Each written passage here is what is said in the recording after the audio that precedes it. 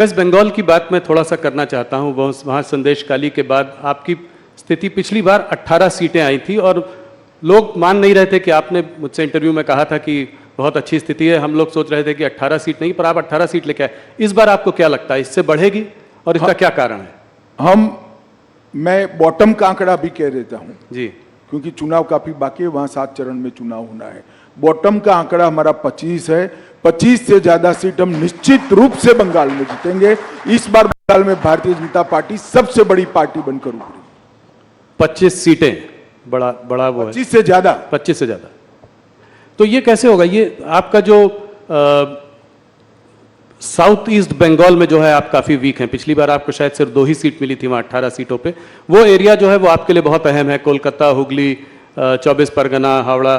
तो वहां पे कैसे करेंगे ये? वहां पे आपका संगठन भी उतना शायद स्ट्रांग नहीं है।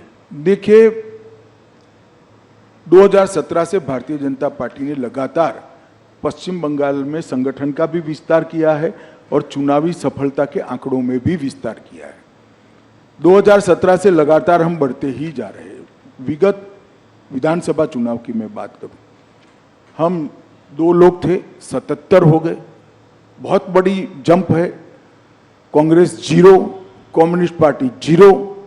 आज prime opposition Bharatiya Janata party वहां बनी हुई है। हमारी 2 लोकसभा की सीटें थी, 14 में, 19 में 18 हुई और इस बार हम 25 से काफी आगे निकलेंगे, ये मेरा विश्वास है। बंगाल की जनता 1 करोड़ों रुपया जो पकड़ा गया है, इसमें ईडी पर सवाल नहीं उठाती है, ममता जी पर सवाल उठाती कि रुपया कहां से आता है, रुपया किसका है। ये रुपया बंगाल की गरीब जनता का रुपया है भैया। वहां पर मोदी जी की योजनाएं नीचे नहीं पहुंच रही है। डर है उनको कि इस योजना से मोदी जी लोकप्रिय हो जाएंगे। क्या दोष है बंगाल के गरीब लोगों का? क्यों 5 लाख तक का उनको स्वास्थ्य की सुविधाएं नहीं मिल रही? क्यों अनाज उनका कालाबाजारी में बेचा जा रहा है? क्यों नल से जल की योजना वहां ठीक से इंप्लीमेंट नहीं हो रही? क्यों अब तक सीए से इनको महरूम रखा गया? केवल और केवल वोट बैंक की पॉलिटिक्स के कारण और भ्रष्टाचार के कारण। भ्रष्टाचार उनका उजागर हो चुका है। बंगाल की जनता के सामने ममता जी एक्सपोज हो चुकी है। एक महिला मुख्यमंत्री के शासन में जिस तरह से संदेशखाली में सालों तक बहनों माताओं पर अत्याचार होते रहे और उनके पार्टी के नेताओं के द्वारा होते रहे, सुप्रीम कोर्ट और हाई कोर्ट को दखल करने पड़ते, तब जाकर अरेस्ट करते हैं। शर्म आनी चाहिए। ईडी पर भी हमला हुआ था। ईडी पर हमला तो छोड़ो भाई, अलग बात है। मैं जिन्होंने वोट दिए वो बंगाली माताओं बहनों की बात कर रहा हूं। उन पर आपके पार्टी के नेता अत्याचार करे, आप उनको अरेस्ट नहीं कर रहे हो और हाईकोर्ट ने ऑर्डर करने पड़ते हैं जी। बंगाल की जनता ये सब जानती है। मेरा तो बंगाल की माताओं बहनों से करबद्ध निवेदन है कि इस बार शक्ति का परिचय राहुल के साथ साथ ममता जी को भी करा दो। इस बार मोदी जी कश्मीर काफी दिनों बाद गए। आर्टिकल 370 अपील होने के बाद उनकी बहुत बड़ी सभा हुई वहां पे। क्या आप लोगों को उम्मीद है कि वहां चुनाव में आप लोग अच्छा करेंगे? कश्मीर वैली में कोई अकाउंट खुलेगा? देखिए, कश्मीर वैली में भारतीय जनता पार्टी के अकाउंट खुलना न खुलना ये बड़ी बात नहीं है, परंतु 3 परिवारवादी पार्टियों ने, Congress party, NC national conference और पीडीपी, ये 3 परिवारवादी पार्टियों ने वहां पर लोकतंत्र को पनपने नहीं दिया। आजादी से अब तक वहां पंचायत चुनाव नहीं हुए। पहली बार हमने 30,000 पंच सरपंच को चुनाव करा, तहसील पंचायत बनी, जिला पंचायत बनी जी। पहले वो 3 पार्टी जिसका चिट फाड़ते थे वही नेता होते थे। मैं घाटी के मुसलमान भाइयों बहनों को कहने आया हूं कि आप कृपया अगर चाहते हैं कि जमहूरियत पाताल से नीचे तक चली जाए, लोकतंत्र पाताल से नीचे चली जाए, इसके मूल पाताल से नीचे जाना है, तो ये 3 परिवारवादी पार्टियों को साफ कर दो। जिसको वोट देना है ना इसको दो, परंतु कश्मीर में तभी जाकर लोकतंत्र आ रहा है। ये 370 का हवा बनाए थे भारतीय जनता पार्टी की सरकार ने, मोदी जी ने 370 को समाप्त कर दिया।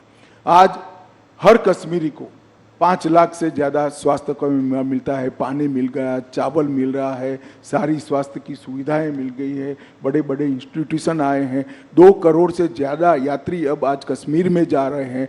कश्मीर में 30 साल के बाद थिएटर खुले हैं, कश्मीर में 30 साल के बाद ताजिया का जुलूस निकल रहा है, मुहर्रम का जुलूस निकल रहा है। ये लोकतंत्र की बहाली के कारण हुआ है जी। एक बार कश्मीर की जनता ने हिम्मत करना चाहिए।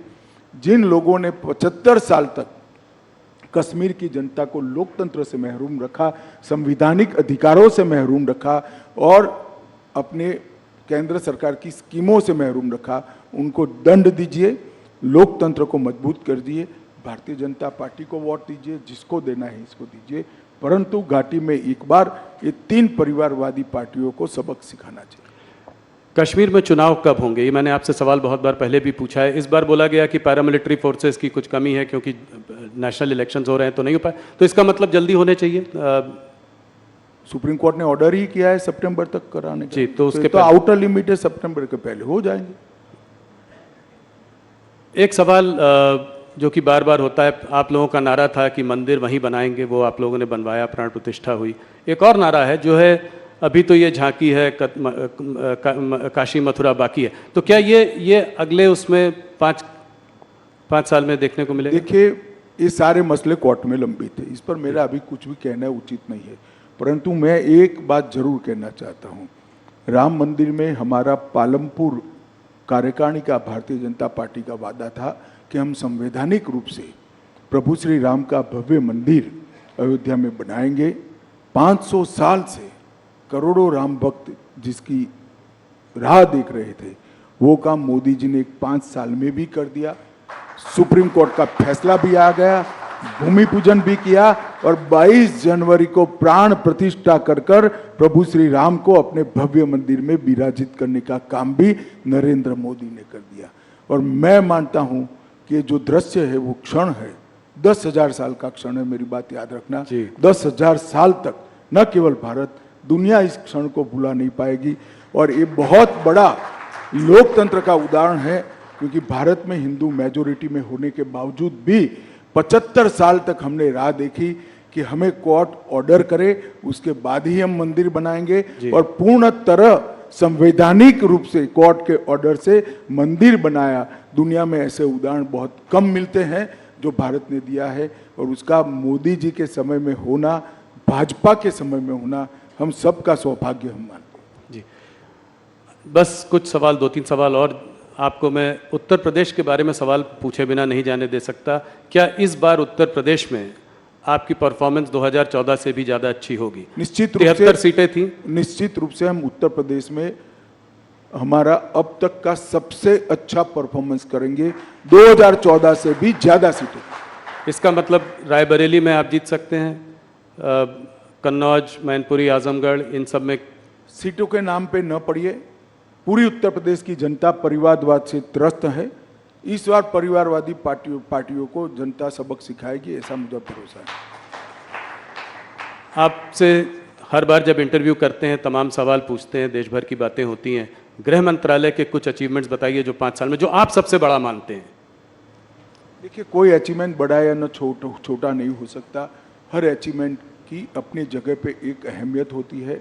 छोटे से छोटा फैसला बहुत बड़ा हो सकता है अपनी जगह पे। जैसे मैं कहता हूँ, जब 5 किलो आरडीएक्स पकड़ा जाता है तो लोगों को लगता है, इतना कॉलम आता है कि आज 5 किलो आरडीएक्स पकड़ा गया।